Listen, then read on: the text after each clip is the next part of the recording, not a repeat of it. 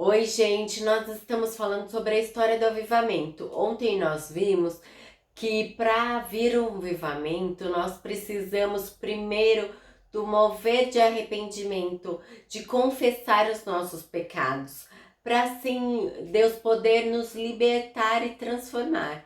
E a segunda fase que nós vamos falar hoje, ou a nova etapa, é o derramar do Espírito Santo.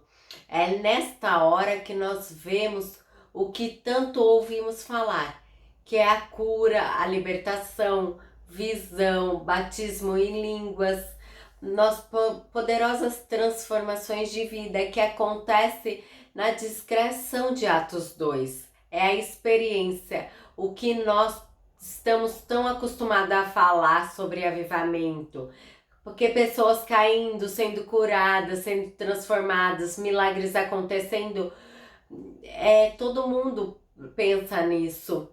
Que Atos 2 foi o primeiro avivamento, o Consolador, aquele que Jesus prometeu que viria, que Jesus precisava ir para o Espírito Santo poder descer. Então, Atos 2, o primeiro avivamento diz: e cumprindo o dia de Pentecostes, estavam todos no mesmo lugar.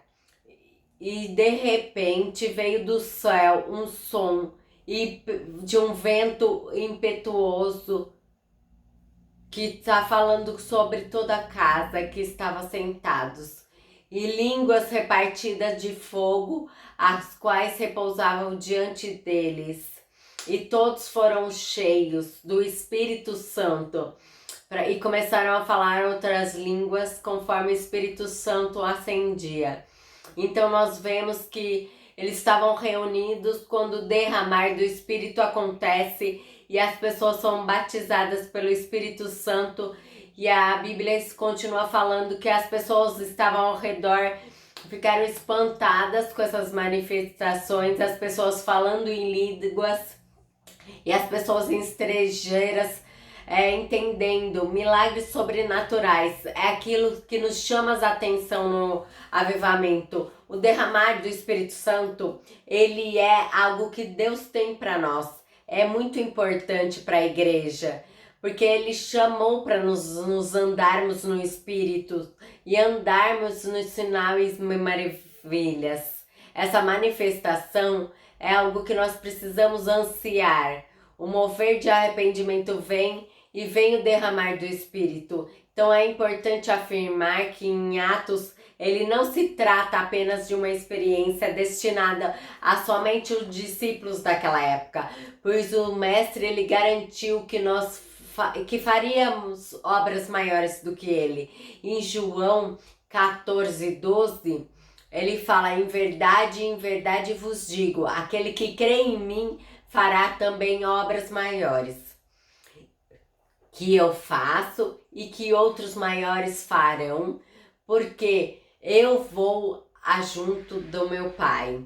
Visto isto, o mover do sobrenatural ele se torna um hábito na igreja contemporânea. É como mais uma prova que o Espírito Santo ele continua agindo poderosamente em nossos dias.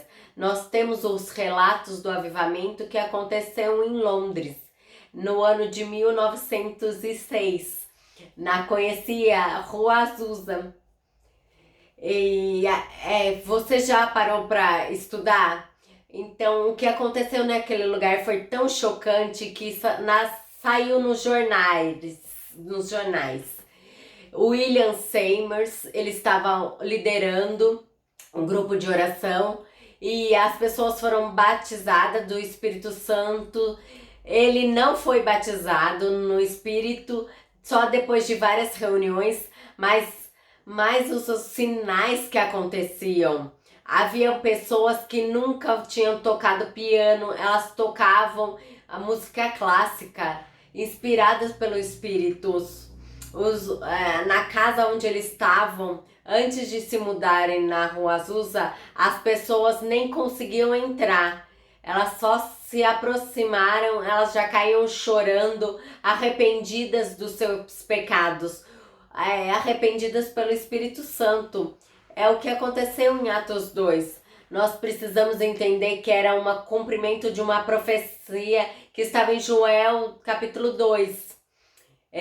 Pedro fala, hoje se cumpriu Joel 2, e em versos 28 ele diz, e acontecerá, depois disso, que eu derramarei o meu espírito sobre toda a humanidade. Os filhos e as filhas de vocês profetizarão, os velhos sonharão e seus jovens terão visões, um derramar do Espírito Santo. Ele começou e ele é conhecido pelo clamar da presença de Deus.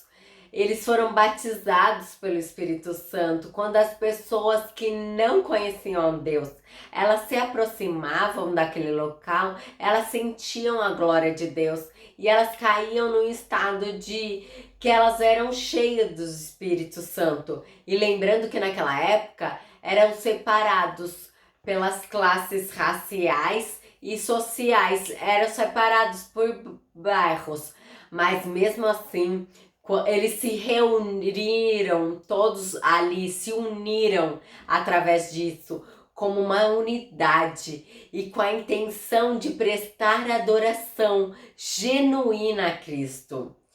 Então, este derramar do Espírito Santo, ele deve ser sobre toda a carne.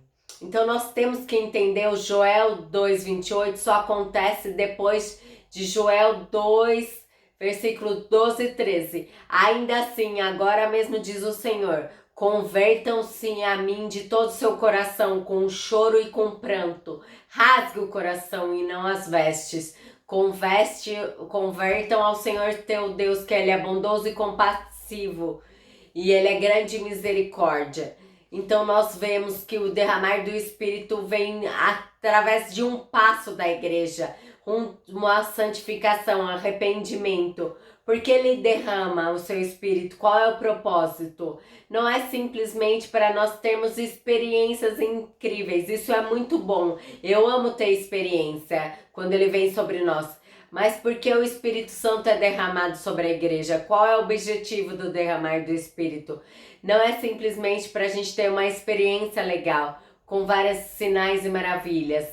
Por mais que isso seja incrível, e eu amo passar tempo, mas ele vem com um propósito. Ele vem para nós cumprirmos uma missão.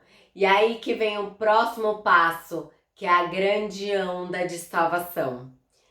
Então, depois do arrependimento sincero, o Espírito Santo ele foi derramado. De fato que a vontade de Deus ele nunca foi gerar um avivamento para que tenhamos um frio na barriga ou experiências excepcionais. Todo fluir sobrenatural deve ser desaguar numa grande onda de salvação. Pense aonde o Espírito Santo ele está sendo derramado na sua vida, onde está fluindo o sobrenatural. Se não está acontecendo, o que falta para acontecer? Amanhã nós falaremos sobre a grande onda da salvação. Dê um like, se inscreva no nosso canal. Até!